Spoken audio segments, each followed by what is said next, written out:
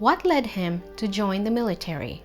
What made him switch career paths from the tech industry to the healthcare industry? But before our guest answers those questions, I would like to remind everyone to please subscribe to our channel and click on the bell icon so you don't miss any of our inspiring videos.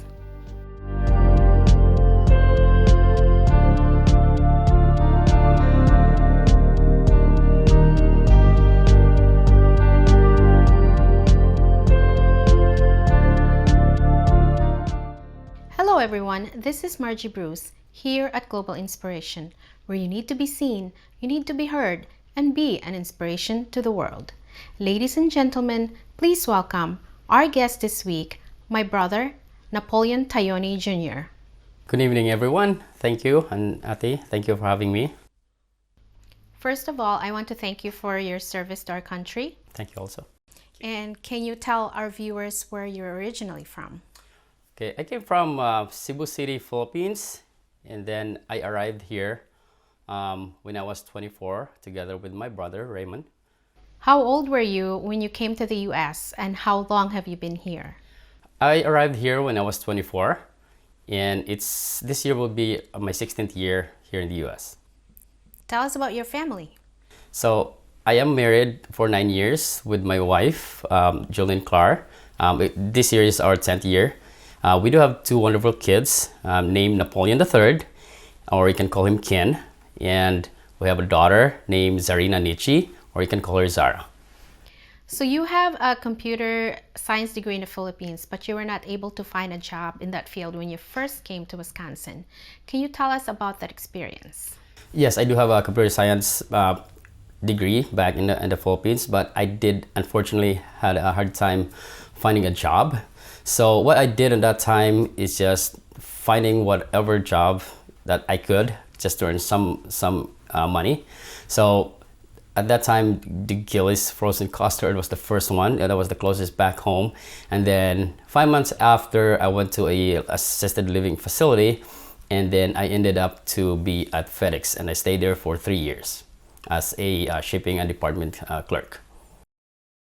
This will be the last order the new Marines receive from their drill instructors, and probably the most welcome order they have received while in boot camp.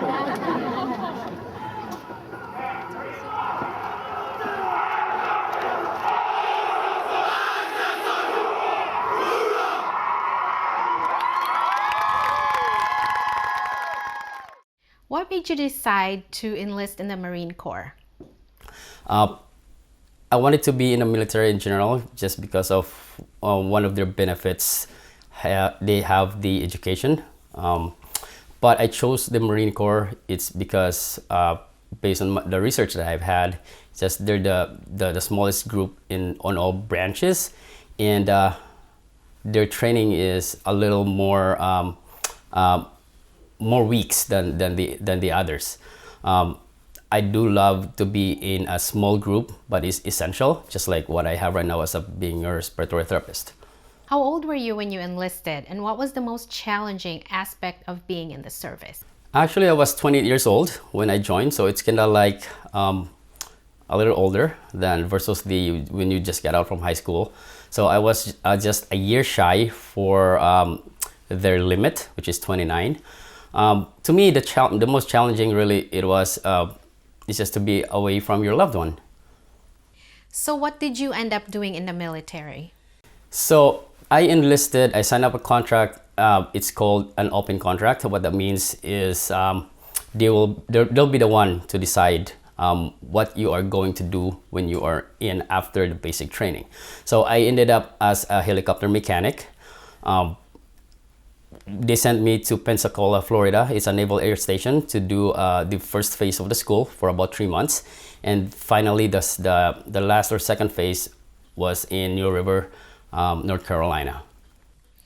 And then where did you go after that? So I went to, they had us chose where you want to be. It could be in the West Coast or East Coast or overseas. Since nobody wanted to go overseas and I wanted to go overseas so bad, so I chose Okinawa. So I was there for 2 years, and then after that, back in the U.S., we're in Miramar, California. From your experience in the military, what do you value the most? To me, it's really the commitment. Commitment is one of the Marine Corps' core value, which is the honor, courage, and commitment. And I can relate that commitment when I got out from the service. So when I was a student, being a respiratory therapy student, I did have 3 different jobs and a full-time student and married with 2 kids. It was hard to do so, but because I am committed to do and finish the school, that's where I am right now. Some people stay in military service until they retire. Why did you not stay? So, again, in the 2 years of my enlistment, I got married. So, and our son was born in the next year, and that one on my 3rd year pretty much. So, and they were in the Philippines back then. So we were away already in the beginning. One of the reasons really is just I don't want to be away from them, because we don't know when or where are they going to send me. If it would be good if they will send me in a friendly place, but if it's like in non-friendly or hostile place, they cannot go, and so that we'll be away, and we don't even know what's going to happen. So would you encourage young people to join the service, and why? Absolutely, especially for kids that just got out of high school and they can't figure out what they're gonna do, and then if college is not for them for the moment, I would have them encourage them to go to the military, because everything is provided for you. You earn skills, and the leadership skills, everything is there. And then if you think military is not for you, just finish your time, you get out, and then you have the benefits for education, and you can use them if you want to. So after you left the service, you chose a completely different career path. Can you walk us through that? So again, I did have a Bachelor of Science in Computer Science back home. Since it's been many years that I've never used it, because when I came in here, I didn't get a job, and then I went to the military, I got a different job. So I kind of like abandoned that already. I forget that, and I'll just go on a different path. So I decided at first to continue what my job was in the Marine Corps, which is a mechanic for a helicopter, or maybe I could be in a airplane.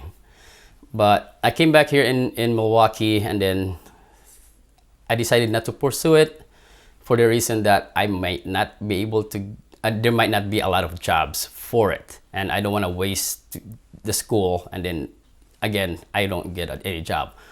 I did decide to be in healthcare, since healthcare is a demand kind of job. So that's it. You worked at Frederick Hospital? Correct. Yeah. I worked, yes. So you worked at Frederick Hospital for a long time, but decided that you want to work full-time at the Veterans Affairs instead. What brought on this decision? So I did not know before that there was a VA hospital here. Frederick is the closest one, since I did decide to go in a healthcare. So why not work in a hospital? And Frederick is the closest one, and my mom and my brother worked in there already. So I applied in there and just got whatever job that I got. And for the first 3 years in there, I was in the supply chain. And then I decided to be in the respiratory again, because it's a small community, but they are very essential in healthcare. So when I was in school, that was the time that I learned that there is a VA hospital. So that already made me decide to go there when I'm done in school. But only to find out that they don't take or hire anybody that is new graduate. So I just used the time that I was at Frederick. So when I graduated in 2019, I became a respiratory therapist for a year, and then look at their website, they were hiring. I took it I applied right away, and luckily they took me, and now I'm in. So. And why did you want to work at the VA? I really wanted to give back to the people who served before me. I think it's worth it. To be there while they really need us. So you and your family started a new tradition every Memorial Day. Can you tell us about that? Yes, so every Memorial Day, we go to the Memorial Cemetery. I always take my kids in there just to instill in their mind that there are these people who'd served before me, defending our country for our freedom, just to say thank you for their service, for what they did for our country, for sacrificing themselves to enjoy the freedom that what we have right now. Based on your life experiences, what inspiring message can you give to our viewers? To me, it's that if you wanted to do something, just commit to it. Just like what I said, if I was not committed on finishing my school, it was a difficult part for me. So in relation to that, if you wanted to go to school, just do it while you are still single, because it's way easier than what I had. And thank you, Napoleon, for being here today and being our guest. Thank you also. And again, I thank you for your service, and I'm very proud of you. Thank you. And this is Margie Bruce here at Global Inspiration, where you need to be seen, you need to be heard, and be an inspiration to the world.